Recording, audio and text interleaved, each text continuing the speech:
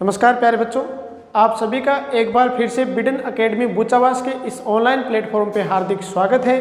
और बच्चों अपने क्लास 12th का पहला चैप्टर पढ़ रहे थे साइंस का, जिसमें चैप्टर अपना रासायनिक अभिक्रिया एवं समीकरण। इसमें कुछ रासायनिक अभिक्रियाओं के जो प्रकार है जैसे संयोजन, वियोजन, विस्थापन, द्विविस्थापन, अवक्षेपण पढ़ चुके हैं। लगभग 5 अपने अभिक्रियाएं पढ़ चुके हैं और छठी जो अपने पास अभिक्रिया आती है वो आती है बच्चों अपने पास ऊष्माशोषी और ऊष्माक्षेपी।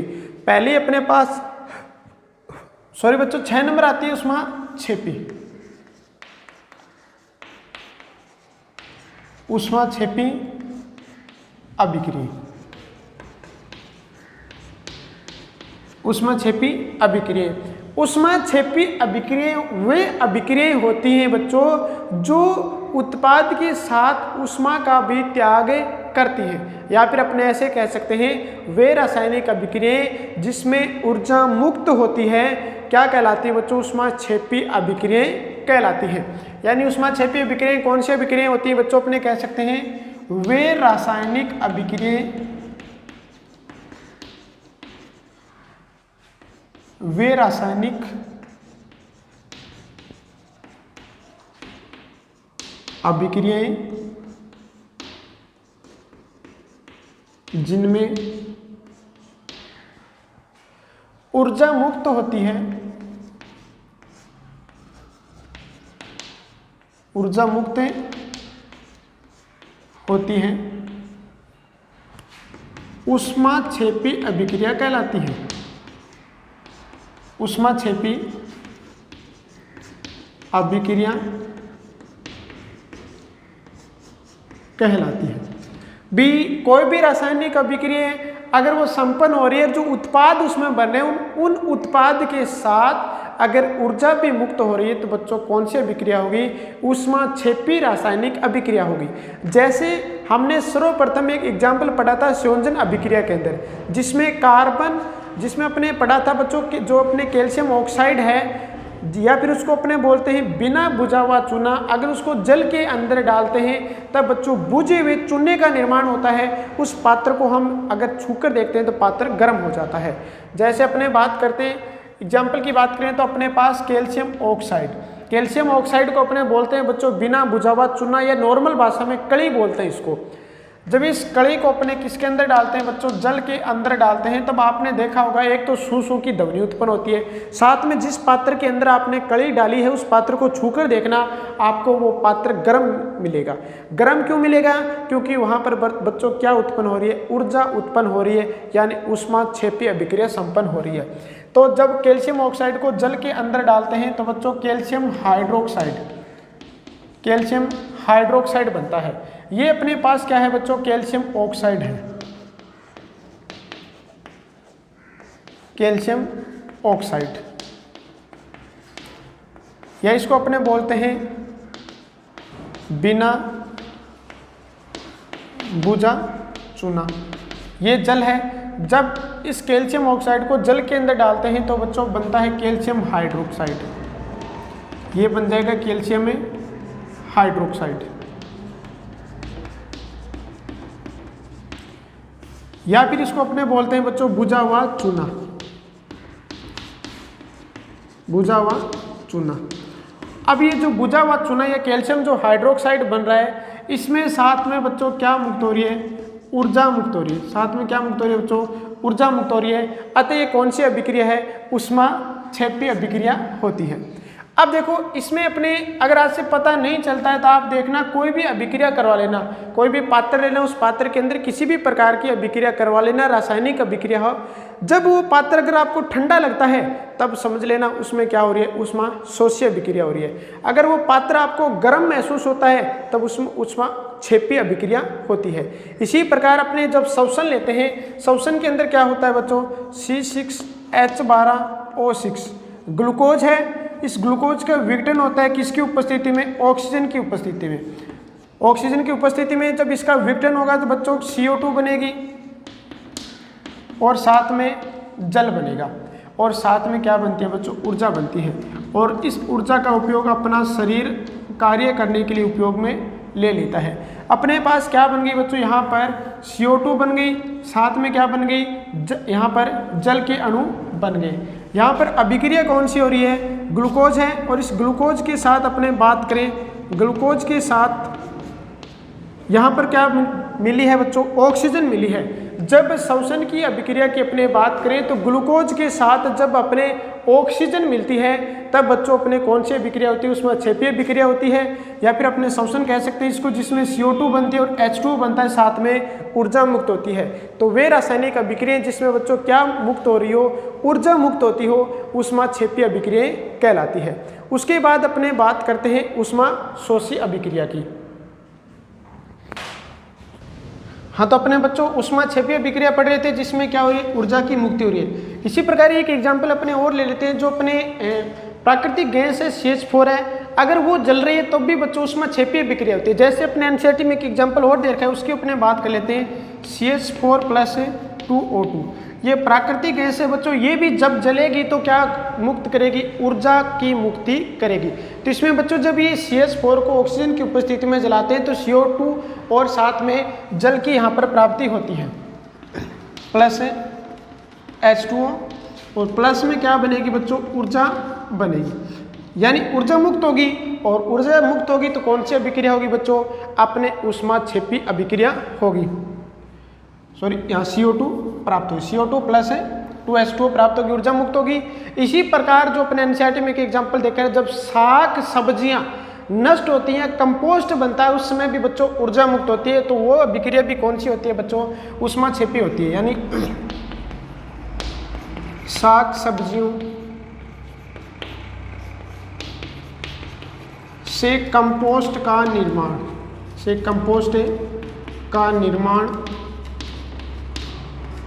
ये भी किसका एग्जाम्पल है बच्चों, ऊष्मा क्षेपीय अभिक्रिया का है। तब आपको एक बात पता चल गई हो कि ऊष्मा क्षेपीय अभिक्रिया कौन सी होंगी बच्चों, ऊष्मा क्षेपीय अभिक्रिया वे अभिक्रिया होंगी जिनमें क्या मुक्त हो रही हो, साथ में ऊर्जा मुक्त हो रही हो। कोई भी अपने एग्जाम्पल कोई भी ले सकते हो, लेकिन साथ में क्या होनी चाहिए बच्चों, ऊर्जा मुक्त होनी चाहिए।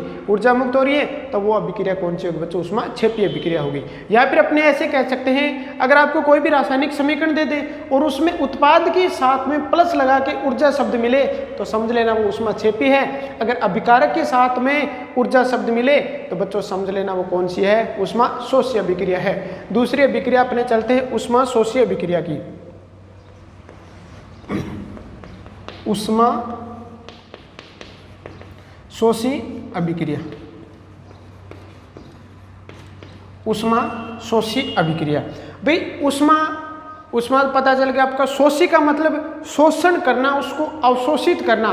तो वे रासायनिक अभिक्रियाएं जिसमें ऊष्मा का अवशोषण होता है कौन सी कहलाएंगे बच्चों, ऊष्मा शोषी अभिक्रियाएं कहलाएंगे। यानी इसकी डेफिनेशन अपने दे सकते हैं,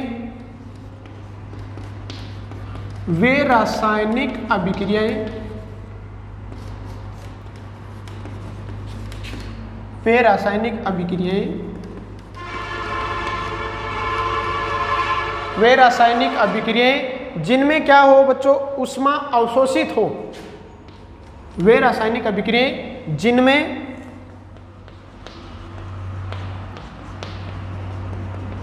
ऊष्मा का अवशोषण हो। ऊष्मा का क्या होना चाहिए बच्चों, अवशोषण होना चाहिए।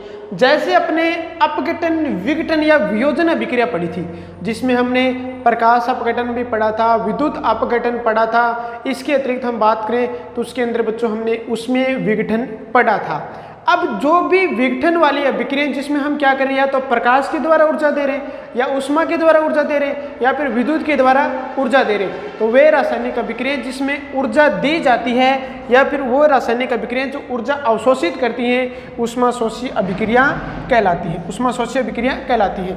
इसके एग्जाम्पल अगर आपके याद नहीं रहते हैं तो आप जितने भी वियोजन में या अपघटन में एग्जाम्पल्स पढ़े थे वो सारे के सारे एग्जाम्पल्स आप यहाँ पर लिख सकते हैं। तो पहले अपने बात करते हैं, हमने जो सिल्वर क्लोराइड था उसको बच्चों कहाँ रखा था, सूर्य के प्रकाश की उपस्थिति में रखा था।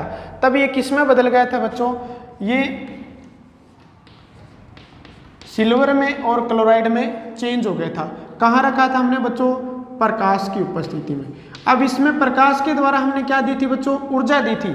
यानी इस अभिक्रिया ने क्या किया था? ऊर्जा को अवशोषित किया था। ऊर्जा को अवशोषित किया, अवशोषित करने के बाद क्या बना बच्चों? उत्पाद बना।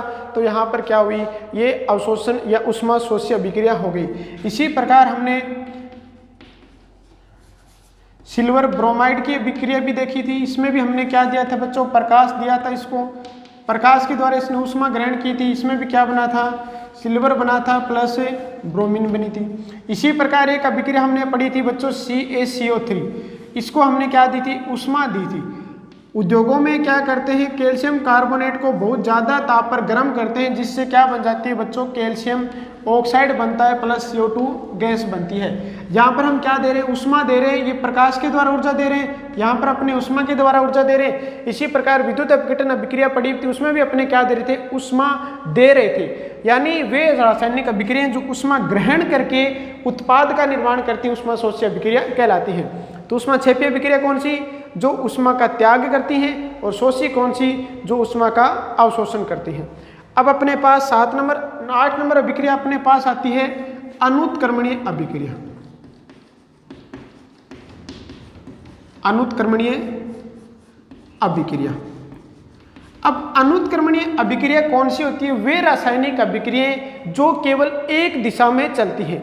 अगर दिशा में चलती हैं यानी जिसमें अपने क्या करें? उत्पाद, विकारक से उत्पाद तो प्राप्त कर लें, लेकिन पुनः उत्पाद से अभिकारक प्राप्त नहीं कर पाते। इसमें अपने क्या बता सकते हैं? ये अभिक्रियाएं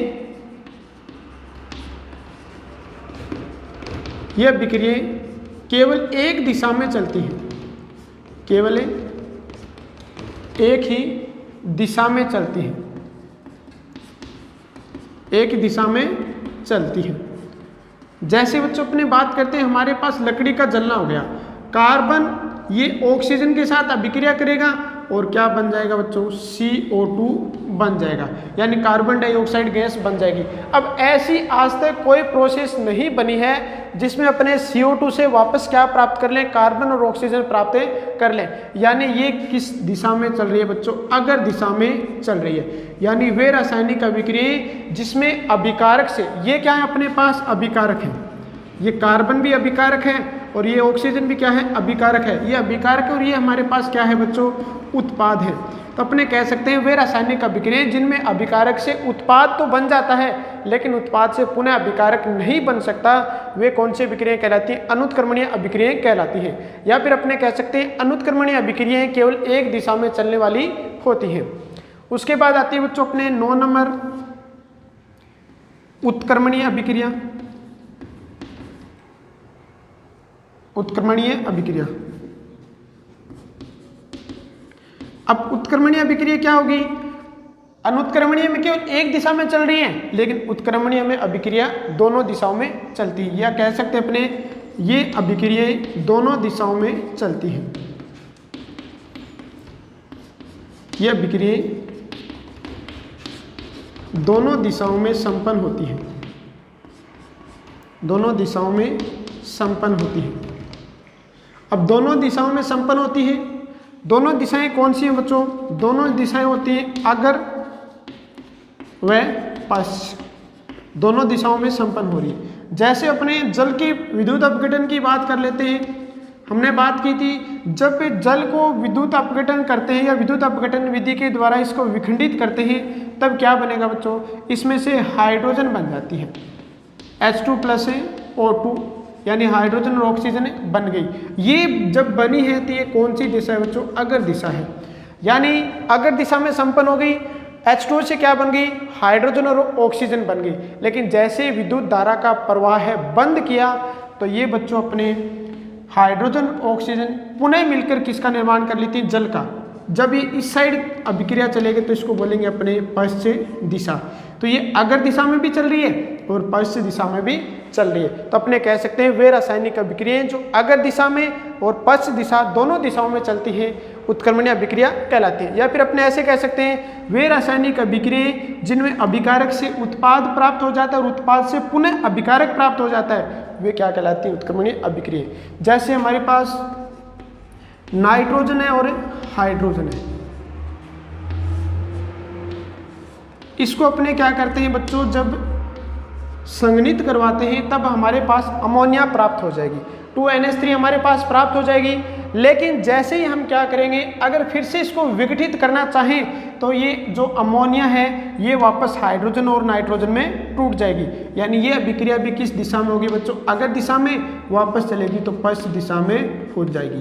तो ये दोनों अभिक्रिया, पहली अभिक्रिया अनुत्क्रमणीय जो केवल एक दिशा में चलती है, अगर दिशा में उत्क्रमणीय अगर और पश्च दोनों दिशाओं में चलती है, यानी अभिकारक से उत्पाद और उत्पाद से पुनः अभिकारक प्राप्त हो जाता है। यहाँ तक समझ में आ गया। ये अपने अनुत्क्रमणीय उत्क्रमणीय होगी। लास्ट अपने अभिक्रियाएं बचती हैं ऑक्सीकरण वाली। आप एक बार इसका स्क्रीनशॉट ले लीजिए, फिर अपने अगली अभिक्रिया की बात करते हैं। हाँ, तो नेक्स्ट अपने पास अभिक्रिया आती है बच्चों ऑक्सीकरण। ऑक्सीकरण या इसको अपने बोलते हैं ऑक्सीडेशन। अब ऑक्सीकरण अभिक्रिया कौन सी होती है बच्चों, ऑक्सीकरण अभिक्रिया की अगर हम बात करते हैं तो वे रासायनिक अभिक्रिया जिसमें ऑक्सीजन का योग होता है। ऑक्सीजन का योग हो रहा है तो कौन सी अभिक्रिया होगी, ऑक्सीकरण अभिक्रिया होगी।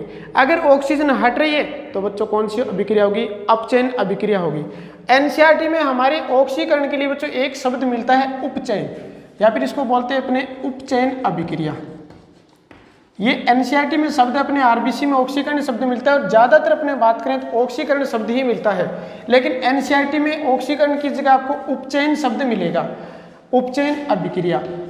अब अपने इसकी बता सकते हैं कि वे रासायनिक अभिक्रियाएं जिसमें बच्चों क्या होता हो, ऑक्सीजन का योग होता हो, ऑक्सीकरण अभिक्रियाएं कहलाती हैं। लेकिन ऑक्सीकरण और अपचयन को अपने बच्चों साथ साथ लेके चलेंगे।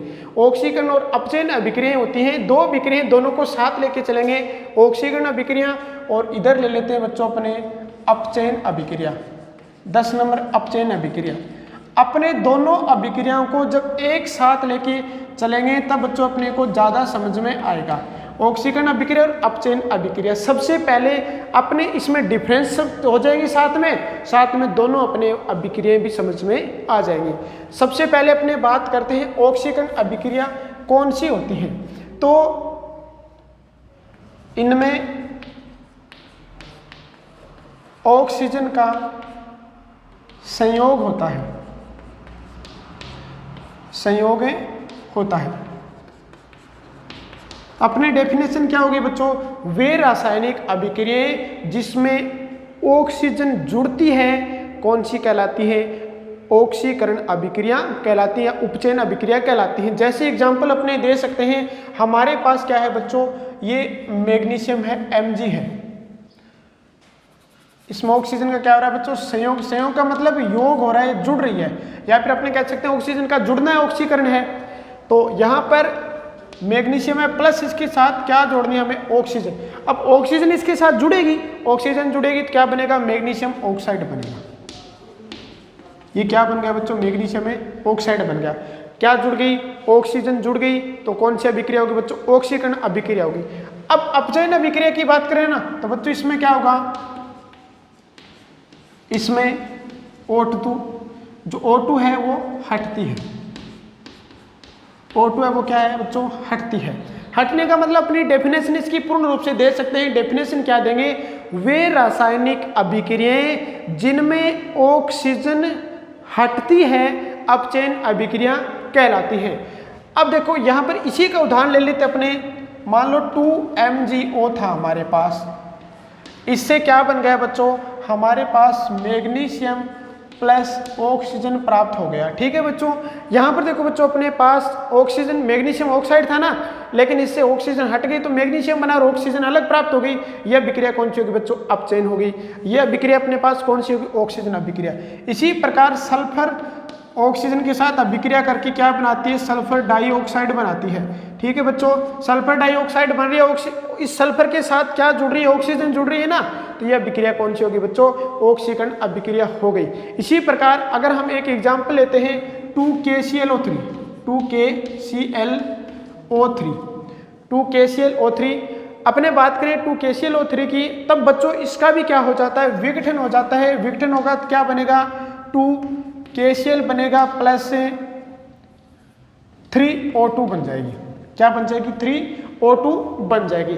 अब यहाँ पर भी क्या हुआ है बच्चों, यहाँ पर KClO3 था, यहाँ पर क्या होगी बच्चों, ऑक्सीजन पृथक होगी, तो अभिक्रिया कौन सी होगी, अपचयन अभिक्रिया। तो अपने कह सकते हैं वे रासायनिक अभिक्रियाएं जिसमें ऑक्सीजन हट जाती है कौन सी कहलाएगी, अपचयन अभिक्रिया कहलाती है। अब देखो यहाँ पर अपने ऑक्सीजन जुड़ रही है, ऑक्सीजन कैसी होती है, ऋण विद्युती होती है। तो ऋण विद्युती तत्व का जुड़ना भी क्या कहलाता है, ऑक्सीकरण कहलाता है। तो अपने पास 1 नंबर पॉइंट ये हो गया, इसमें ऑक्सीजन का संयोग होता है। 2 नंबर पॉइंट की बात करें तो इसमें यहाँ पर देख सकते हो ऑक्सीजन जुड़ रही है, ऑक्सीजन जुड़ रही है तो ऑक्सीजन कैसी होती है, ऋण विद्युती होती है। तो यहाँ पर अपने कह सकते हैं इसमें ऋण विद्युती तत्व का संयोग होता है, ऋण विद्युती तत्व का संयोग होता है, ऋण विद्युती तत्व का संयोग होता है। तो अपने कह सकते हैं वे रासायनिक अभिक्रियाएं जिसमें ऋण विद्युती तत्व जुड़ता है या ऋण विद्युती तत्व का संयोग होता है क्या कहलाती है बच्चों, अपने कहलाती है ऑक्सीकरण अभिक्रिया। जैसे मैग्नीशियम के साथ अपने जोड़ रहे हैं, ये अपने पास मैग्नीशियम है, इसके साथ हम क्लोराइड जोड़ रहे हैं, तो अपने पास बच्चों मैग्नीशियम क्लोराइड प्राप्त हो रहा है, यानी ये ऋण विद्युती तत्व है किसके साथ, Mg के साथ जुड़ रहा है, यानी क्या हो रहा है बच्चों, ऋण विद्युती तत्व जुड़ रहा है तो ऑक्सीकरण अभिक्रिया है। अब देखो ऑक्सीकरण, यहाँ पर ऑक्सीजन हटती है, ऑक्सीजन कैसी है, ऋण विद्युती, तो अपने कह सकते हैं ऋण विद्युती तत्व का हटना क्या कहलाता है, अपचयन कहलाता है। तो अपने कह सकते हैं इसमें ऋण विद्युती तत्व हटता है, ऋण विद्युती तत्व हटता है, ऋण विद्युती तत्व हटता है। तो ऋण विद्युती तत्व का हटना क्या कहलाता है बच्चों, अपचयन कहलाता है। जैसे एग्जांपल की बात करें अपने 2FeCl3 है, 2FeCl3 है, इसमें जो Cl3 अपने क्या है बच्चों, ये क्लोरीन के 3 ऋण विद्युती तत्व हैं, यानी क्लोरीन के ये 3 परमाणु हैं और कैसे हैं, ऋण विद्युती हैं। अगर मान लो ये हैं, इसके साथ अपने H2 की क्रिया करवाते हैं तो बच्चों अपने पास ये FeCl3 है, FeCl3 तो क्या FeCl2 प्राप्त हो जाएगा, 2FeCl3 है तो अपने पास 2FeCl2 प्राप्त हो जाएगा, प्लस में अपने पास क्या बन जाएगा बच्चों, HCl बन जाएगा। यहाँ पर क्या बन गया अपने पास 2HCl बन गया। यहाँ पर देखो क्लोरीन के कितने 3 परमाणु हैं, यहाँ पर बच्चों कितने 2, यानी एक ऋण विद्युती तत्व क्या हो गया, कम हो गया ना। यहाँ पर क्लोरीन के 3 परमाणु थे, यहाँ पर क्या हो गया बच्चों, एक कम हो गया, 2 हो गए ना, यानी ऋण विद्युती तत्व क्या हुआ, हट गया। ऋण विद्युत तत्व हट गया तो कौन सी अभिक्रिया, अपचयन अभिक्रिया। 3 नंबर चलते हैं अपने, अब हाइड्रोजन पे लेके चलते हैं। एनसीईआरटी अपने ऑक्सीजन और हाइड्रोजन 2 पर ही दे रखे हैं, लेकिन कुछ एग्जाम्पल्स एनसीईआरटी में दे रखे हैं जो ऑक्सीकरण और अपचयन के जो 5 प्रकार होते हैं या फिर 5 प्रकार से उनको अपने डिफाइन करते हैं, वो 5 प्रकार के आधार पे इसने उदाहरणें दे रखे हैं। अब बात करते हैं H2 का त्याग। अब देखो बच्चों, अगर ऋण विद्युती तत्व जुड़ रहे हैं ना तो धन विद्युती तत्व हटेगा। तो अपने नेक्स्ट बता सकते हैं हाइड्रोजन का हटना। हाइड्रोजन का हटना भी क्या है, हाइड्रोजन का हटना भी क्या होता है बच्चों, ऑक्सीकरण होता है। जब हाइड्रोजन हट रही है तब बच्चों हाइड्रोजन का हटना भी क्या कहलाता है, ऑक्सीकरण कहलाता है। जैसे अपने पास है बच्चों 2H2S, जैसे हाइड्रोजन सल्फाइड है 2H2S है, प्लस इसके साथ यदि हम अभिक्रिया करवाएं ऑक्सीजन की अभिक्रिया करवाएं तो बच्चों हमारे पास क्या प्राप्त हो जाएगा, 2H2S है, इससे हमारे पास जल प्राप्त हो जाएगा, साथ में सल्फर पृथक रूप से हो जाएगी, यानी 2H2O प्लस यहाँ पर क्या है बच्चों, अपने सल्फर प्राप्त हो गई अलग से। यहाँ पर देखो बच्चों हाइड्रोजन सल्फाइड है, यहाँ पर केवल सल्फर मुक्त हो गया, यानी सल्फर से क्या हो गया बच्चों, हाइड्रोजन हट चुका है। तो ये अभिक्रिया कौन सी होगी बच्चों, ये अभिक्रिया होगी ऑक्सीकरण अभिक्रिया। इसी प्रकार अपने पास एथेनॉल की बात करते हैं, CH3CH2OH, CH3CH2OH अपने पास क्या है बच्चों, एथेनॉल है। इस एथेनॉल को अगर इसमें से एक हाइड्रोजन निकाल दें अपने, तब बच्चों एथेनॉल का निर्माण होता है, और जो एथेनॉल बनती है बच्चों उसमें क्या हो रहा है, हाइड्रोजन कम हो रहा है, तो अपने पास क्या कौन सी अभिक्रिया होगी, ऑक्सीकरण अभिक्रिया होगी। जैसे CH3CHO प्लस H2, यहाँ पर देखो हाइड्रोजन कितने हैं बच्चों, 3 2 5 और एक 6 हाइड्रोजन है। हाइड्रोजन के कितने परमाणु? 6 परमाणु। ठीक है बच्चों, यहाँ पर हाइड्रोजन के कितने? 3 और एक 4। कितने परमाणु कम हो गए हाइड्रोजन के? 2 कम हो गए। हाइड्रोजन का क्या हो गया? निष्कासन हो गया, या हाइड्रोजन क्या हो गई बच्चों? हट गई।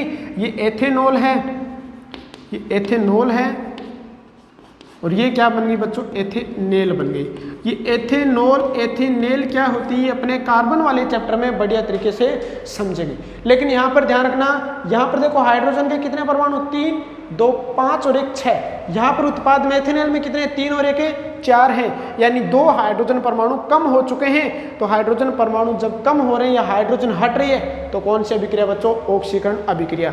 अब देखो इसका उल्टा, और H2 हट रही है ना, तो बच्चों इसमें क्या होगा? इसमें H2 जुड़ती है, इसमें H2 जुड़ती है। H2 जुड़ेगी तो अपचयन होगा। जैसे अपने एग्जांपल की बात कर लेते हैं बच्चों, हमारे पास आता है CH2 double bond CH2, ethene है, क्या है बच्चों? एथीन है। इसके साथ अगर हाइड्रोजन गैस की अभिक्रिया करवाते हैं, या फिर अपने इसको बोलते हैं वनस्पति तेल, जब इसके ऊपर हाइड्रोजन की क्रिया करवाएंगे तब बच्चों यहाँ पर निकल उत्प्रेरक काम आता है। तो अपने उत्प्रेरक तो पहले ही पढ़ चुके हैं। अब देखो इसमें से क्या प्राप्त हो जाएगा? CH3 सिंगल बॉन्ड CH3, ये एथेन प्राप्त हो गया, यानी वनस्पति घी अपने को प्राप्त हो चुका है। अब यहाँ पर देखो हाइड्रोजन के कितने परमाणु थे? 2 और 2 4 थे, लेकिन यहाँ पर 3 और 3 कितने हो गए? 6 हो गए। वृद्धि कितने की होगी? 2 की। 2 की वृद्धि हुई है, मतलब ये दोनों हाइड्रोजन क्या हुए? जुड़े हैं। तो वे रासायनिक अभिक्रियाएं जिसमें हाइड्रोजन का योग होता है, कौन सी अभिक्रिया कहलाती? अपचयन अभिक्रिया कहलाती है। अगर हाइड्रोजन हट रहा है तब बच्चों कौन सी अभिक्रिया है? तब ऑक्सीकरण अभिक्रिया है। अगर जुड़ रहा है तब कौन सी अभिक्रिया है? अपचयन अभिक्रिया होती है। इसी प्रकार हम एक एग्जाम्पल और लेते हैं, क्लोराइड है प्लस H2, तो हमें क्या प्राप्त हो रहा है बच्चों? HCl प्राप्त हो जाता है। यहाँ पर भी एक क्लोरीन है, इसके साथ क्या जुड़ा है? हाइड्रोजन जुड़ा है, और किसका निर्माण होगा? हाइड्रोक्लोरिक अम्ल या HCl का निर्माण हो गया। यहाँ पर हाइड्रोजन जुड़ा है, मतलब कौन सी अभिक्रिया हुई है बच्चों? अपचयन अभिक्रिया हुई है। अब नेक्स्ट अपने 4 नंबर पे चलते हैं। 4 नंबर पॉइंट की, हाइड्रोजन हट गया। हाइड्रोजन कैसा था? धन विद्युती था। अगर धन विद्युती तत्व हट रहा है तब बच्चों कौन सी अभिक्रिया होगी? ऑक्सीकरण अभिक्रिया होगी। तो अपने कह सकते हैं धन विद्युती तत्व का हटना भी कौन सी अभिक्रिया होती है बच्चों? ऑक्सीकरण अभिक्रिया होती है। या अपनी परिभाषा दे सकते हैं, वे रासायनिक अभिक्रियाएं जिसमें धन विद्युती तत्व हटता है क्या कहलाती है बच्चों? अपने धन विद्युती तत्व का त्याग हो रहा है तो क्या कहलाएगी? ऑक्सीकरण अभिक्रिया कहलाएगी। अब देखो अगर धन विद्युती तत्व जुड़ रहा है, यहाँ पर हाइड्रोजन जुड़ रहा है, हाइड्रोजन कैसा है? धन विद्युती तत्व है, तो अपने इसके आधार पर याद रख सकते हैं, इसका 3 नंबर पॉइंट है, इसको ऐसे ही छोड़ देते हैं। नेक्स्ट यहाँ पर देखो इसमें से क्या हो रही है? हट रही है, तो इसमें क्या होगा? इसमें धन विद्युती तत्व का योग होता है, धन विद्युती तत्व जुड़ता है, धन विद्युती तत्व जुड़ता है। जैसे अपने एग्जाम्पल के रूप में बात करें तो जो पोटेशियम आयोडाइड है उसके साथ अगर Cl2 की अभिक्रिया करवाएं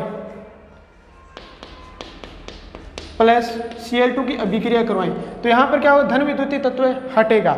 तो यहाँ पर क्या प्राप्त होता है? हमारे पास प्राप्त होता है 2KCl प्लस से आयोडीन। आयोडीन यहाँ पर कैसा है बच्चों? धन विद्युती तत्व है। ये अपने पास आयोडीन है, 2KCl प्राप्त हो गया, प्लस में अपने पास क्या प्राप्त हो गया? आयोडीन प्राप्त हो चुकी है। इसी प्रकार इसमें अगर हम बात करते हैं तो अपने पास धन विद्युती तत्व जुड़ता है, यहाँ पर अपने पास क्लोराइड है प्लस इसके साथ Mg जुड़ रहा है, तो क्या प्राप्त होगा? मैग्नीशियम क्लोराइड प्राप्त होता है। तब अपने कह सकते हैं इसमें धन विद्युती तत्व क्या हो रहा है? जुड़ रहा है। क्लोरीन क्या है? ऋण विद्युती, इसके साथ बच्चों क्या जुड़ा है? मैग्नीशियम जुड़ा है। तो ये कैसी अभिक्रिया हो गई? ये अभिक्रिया होगी अपचयन अभिक्रिया। अब लास्ट इसमें एक एग्जाम्पल अपने एक आधार पे और देखते हैं, 5 नंबर। ये 4 तो आपके समझ में आ गए। 5 नंबर अपने बात करते हैं बच्चों इलेक्ट्रॉन के आधार पे, इलेक्ट्रॉन जुड़े गए हटेगा उस आधार पे अपने बात करें तो वे रासायनिक अभिक्रियाएं जिसमें क्या हो? इलेक्ट्रॉन त्यागा जाता हो, कौन सी अभिक्रिया कहलाती है? ऑक्सीकरण अभिक्रिया कहलाती है। अपने इसमें कह सकते हैं इसमें इलेक्ट्रॉन का त्याग होता है या निष्कासन होता है।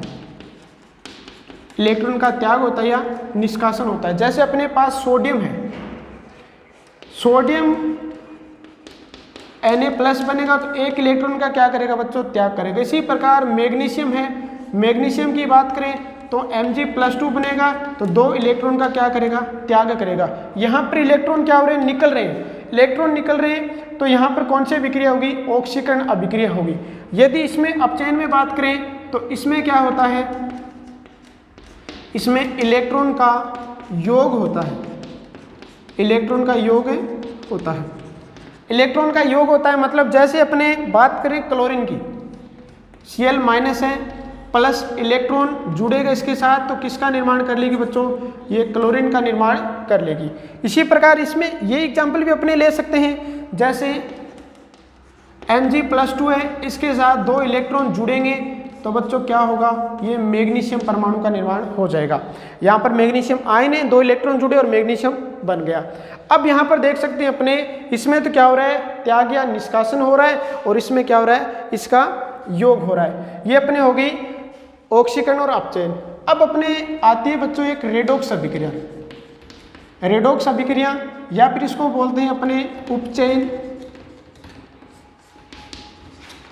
उपचयन या अपचयन अभिक्रिया, उपचयन या अपचयन अभिक्रिया। अब देखो जैसे एक एग्जांपल ले लेते हैं अपने ZnO+ कार्बन, इसकी अभिक्रिया करवा दें, अभिक्रिया करवा दें तो बच्चों क्या प्राप्त होगा, हमें प्राप्त होगा Zn+CO। तो ऑक्सीकरण, उपचयन या अपचयन अभिक्रिया या रेडॉक्स अभिक्रिया कौन सी होती है, वे रासायनिक अभिक्रिया जिसमें ऑक्सीकरण और अपचयन साथ साथ होता हो क्या कहलाती है, रेडॉक्स अभिक्रिया। जैसे यहाँ पर ZnO है, इसमें ऑक्सीजन है, यहाँ पर क्या प्राप्त हो गया Zn, ये क्या हो गया ऑक्सीकरण, ये क्या हो गया ऑक्सीकरण। यहाँ पर क्या है कार्बन है लेकिन इसके साथ क्या होगी ऑक्सीजन, इसका तो सॉरी क्या हुआ अपचयन हुआ है क्योंकि ऑक्सीजन हटी है और इस कार्बन के साथ ऑक्सीजन जुड़ी है तो इसका क्या हुआ ऑक्सीकरण, इसका क्या हो गया बच्चों ऑक्सीकरण। अब अपने पास रेडॉक्स अभिक्रिया को कह सकते हैं वे रासायनिक अभिक्रिया जिसमें अपचयन और ऑक्सीकरण एक साथ हो क्या कहलाते हैं, रेडॉक्स अभिक्रिया। ये रेडॉक्स अभिक्रिया को विस्तार से अपने पढ़ेंगे बच्चों नेक्स्ट क्लास में। अभी तक ऑक्सीकरण और अपचयन पढ़ा, इसमें ये अंतर भी हो गया और दोनों की परिभाषाएं भी हो गई, आपको समझ में आ गया होगा। फिर भी अगर कोई दिक्कत हो तो आप हमें कमेंट कर सकते हैं। ठीक है बच्चों, आज की इस क्लास को हम यहीं पर रोकते हैं, मिलेंगे अपनी नेक्स्ट क्लास में ऑक्सीकरण ये रेडॉक्स अभिक्रिया के साथ में इसके आगे वाले टॉपिक के साथ। तब तक के लिए आप लोग मस्त रहिए, पढ़ते रहिए, धन्यवाद।